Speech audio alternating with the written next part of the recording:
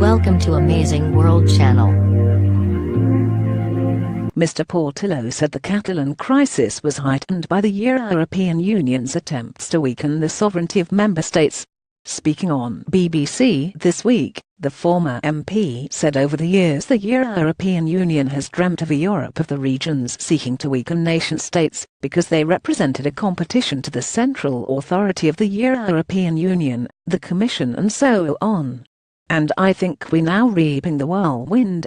Suddenly we find a major member of the European Union, with a history of violence and civil war, disintegrating before our eyes. I think it will be accompanied by violence. Mr. Portillo said the Catalan crisis will end in violence. The broadcaster said Madrid's response to the chaotic situation in Catalonia, while justified, would only strengthen the Catalan independence movement.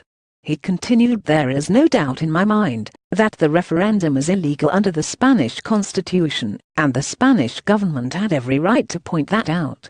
It was intended as a provocation, and it has brought an enormous response, and that response will now be interpreted as a provocation for the Catalan authorities to seek independence.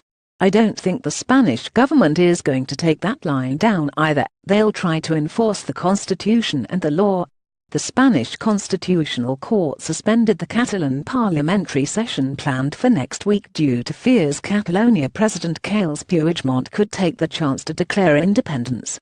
According to El País, the court accepted a motion presented by the Socialist Party calling for the suspension, to avoid the annihilation of MPs' rights.